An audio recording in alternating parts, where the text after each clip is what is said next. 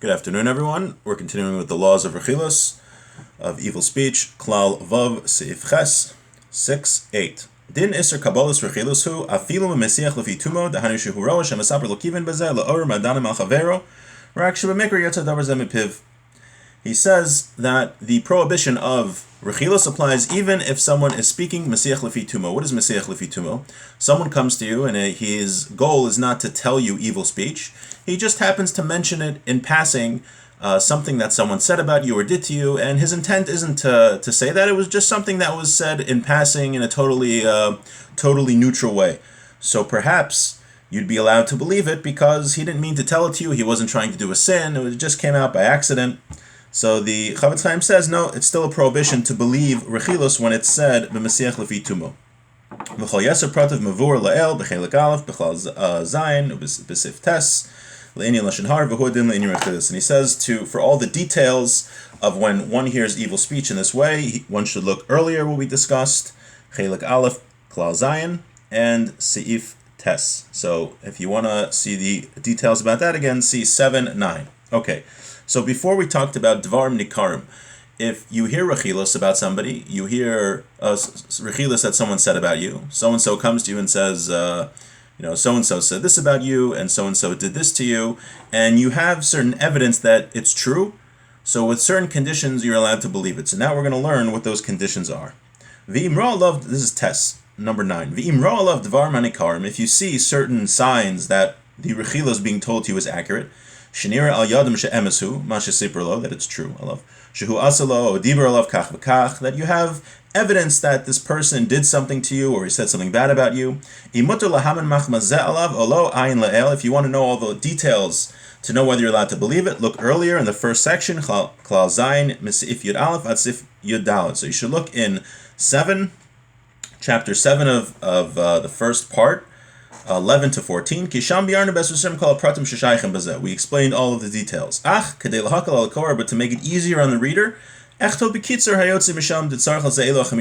to make it easier on the reader, Chavetz Chaim says, I'm going to briefly tell you what the 5 conditions are to believe Rechilus that is told to you when you have certain evidence, you have Dvarim Nikarim, that the Rechilus is accurate. Number 1.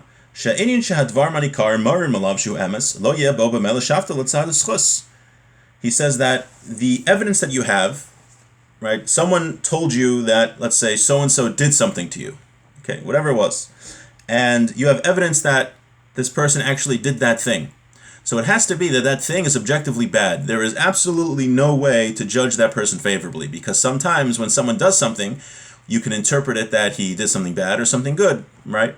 So he says what's going on here is you have evidence that the person, the action that he did is objectively bad. Because if not, who cares that you have Dvarim Nikarim? Who cares that you have evidence that it's true? Even if it's true, even if you have evidence that it's true, who says you're allowed to assume that what he did was bad? Perhaps it was good, right? He did an act to you, but it can be interpreted the act as good or bad.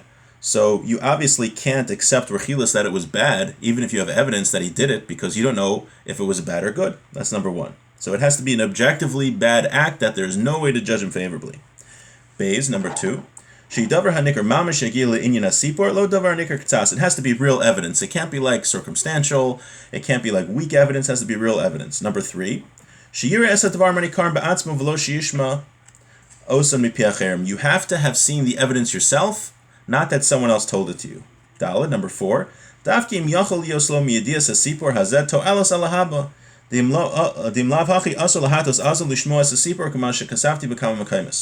You're only allowed to listen to the Rechilus if it can be relevant for the future. For instance, to protect your business or to protect yourself.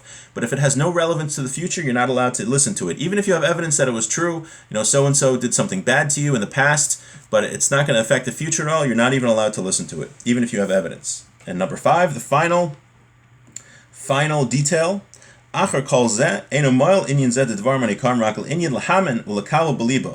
evidence that you have only permits you to listen and to believe the Rechilus, so that was the evil speech, but you're still not allowed to tell other people.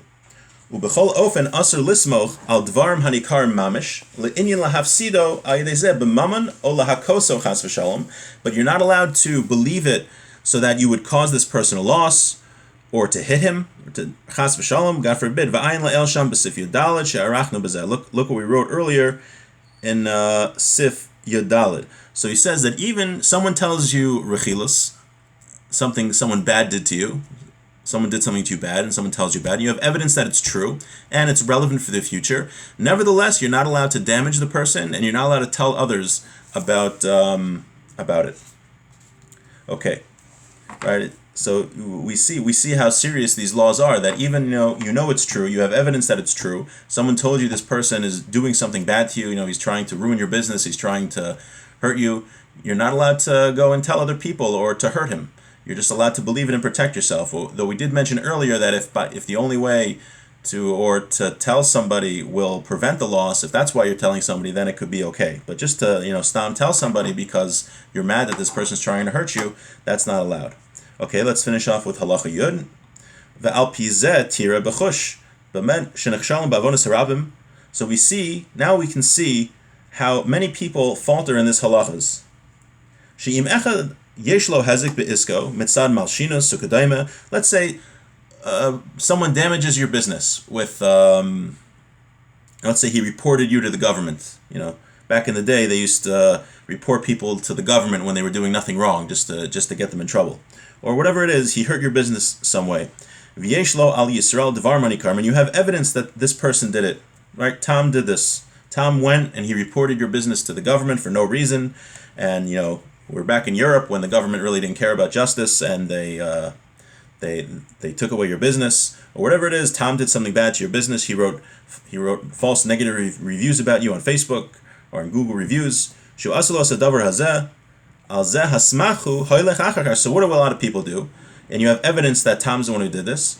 So very often people will go, right? Back in the day, you'll go to the government and tell about Tom. You'll make something up about Tom and to get him in trouble. Because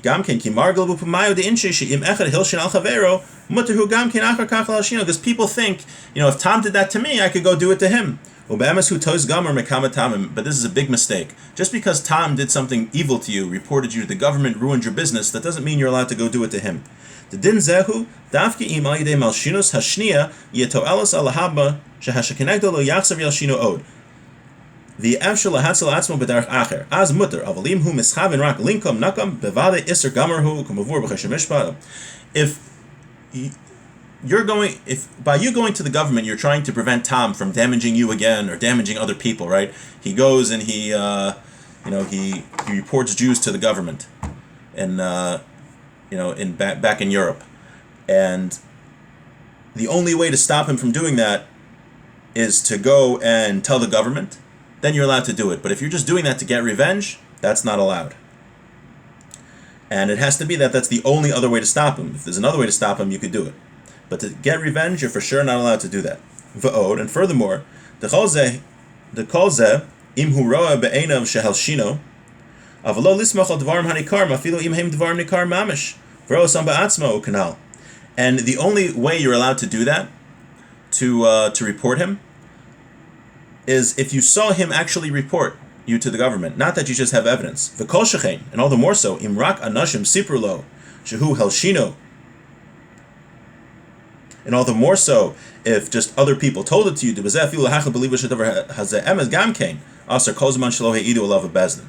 Right? Even if people told you what he did, you're not even allowed to believe it. So how could you go and go report him? Only if there were witnesses in court, or even outside of bezdin, or in a case where it's outside of the court and you have proof. And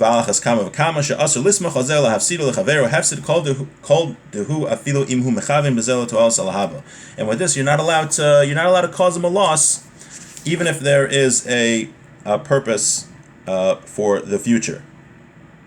So again, the case was, someone was going around back in the day. Someone would go to the government and report another Jew and get the Jew in trouble, and you want to go and get revenge on him, so report him to the government. So you're not allowed to do that. The only time you're allowed to do that back in the day, is when there is no other way to stop him from doing this in the future, and but you're not allowed to do it to get revenge. And even to do that, it's only when you actually saw him go to, like, the Cossacks or whatever, and you actually witnessed yourself what he did so that you could do it to him to prevent him in the future. But if you just heard that he did it, that's not enough to do that. And unfortunately, many people, as soon as somebody wrongs them, they're ready to, do whatever to get revenge or whatever it is. But we are not allowed to do that. We have to follow the rules of the Torah. And with that, we conclude chapter 6.